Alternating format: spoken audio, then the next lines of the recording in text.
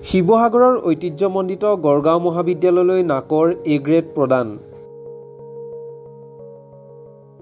A grade লাভ কৰাৰ পাছতেই উৎফুল্লিত হৈ পৰিছে মহাবিদ্যালয়খনৰ অধ্যাপক অধ্যাপিকাৰ লগতে ছাত্ৰ ছাত্ৰীসকল।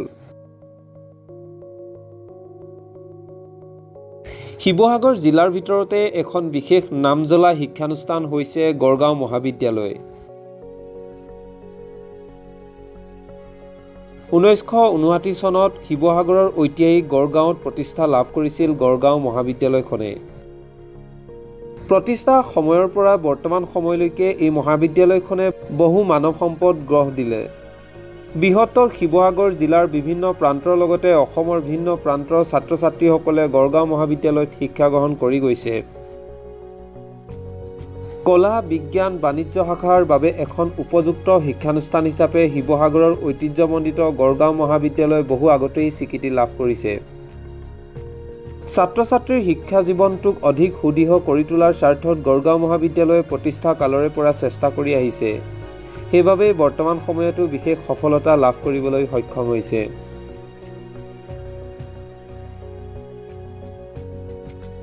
এই উচ্চ শিক্ষানুষ্ঠানখনৰ কেইবাটাও দিশৰ ওপৰত গুৰুত্ব দিছিল নাকে।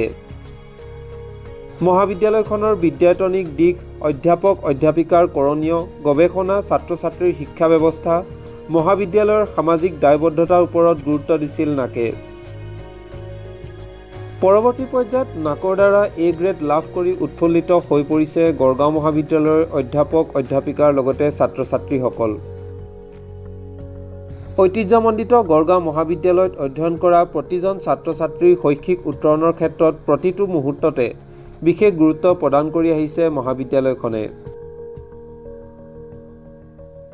শিৱসাগৰ জিলাৰ শিক্ষাৰ প্ৰাণকেন্দ্ৰ হিচাপে স্বীকৃতি লাভ কৰা গড়গাঁও মহাবিদ্যালয়লৈ বৃহত্তৰ নাজিৰা, শিমলুগুৰি, লাকুৱা, বকতা, পাটচাকু আদিকে ধৰি অসমৰ বিভিন্ন ঠাইৰ ছাত্ৰ ছাত্ৰীসকলে অধ্যয়ন কৰি আহিছে। এ গ্ৰেড লাভ কৰাৰ পাছতেই গড়গাঁও মহাবিদ্যালয়ৰ অধ্যক্ষ সব্যসাচী মহন্ত সকলোকে ধন্যবাদ জনোৱা দেখিবলৈ পোৱা গ'ল।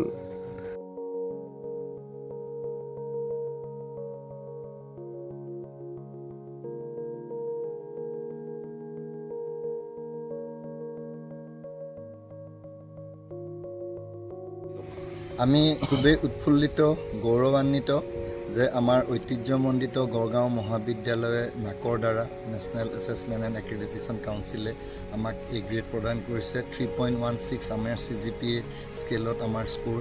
গতিকে আমি খুবেই উৎফুল্লিত। 1959 চনৰ 7 ছেপ্টেম্বৰতে এই ইতিহাসে গৰকা গড়গাঁও বাকৰিত আমাৰ এই মহাবিদ্যালয়খন প্ৰতিষ্ঠা হৈছিল।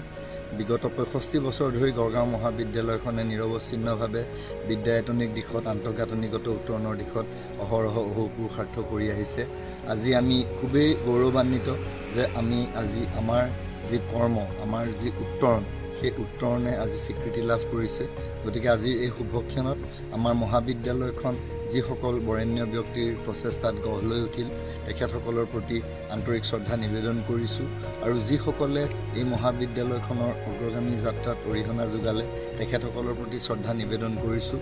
লগতে আমাৰ গড়গাঁও কলেজৰ শিক্ষক, ছাত্ৰ, কৰ্মচাৰী, আমাৰ গভৰ্ণিং বডি, আমাৰ প্ৰাক্তন শিক্ষক, ছাত্ৰ, কৰ্মচাৰী, আমাৰ স্থানীয় ৰাইজ আমাক যেনেদৰে আমাৰ এই গড়গাঁও মহাবিদ্যালয়খনক নিজৰ সন্তানৰ দৰে মৰম দিলে, লালন পালন কৰিলে, প্ৰতিপালন কৰিলে, আৰু এই গড়গাঁও মহাবিদ্যালয়খনৰ যি নিৰৱধি অগ্ৰগামী যাত্ৰা, সেই অগ্ৰগামী যাত্ৰাত আমাৰ প্ৰতি সহায়ৰ হাত, সহযোগিতাৰ হাত আগবঢ়ালে, তেখেতসকলৰ প্ৰতিও আন্তৰিক ধন্যবাদ জনাইছোঁ, অভিনন্দন জ্ঞাপন কৰিছোঁ।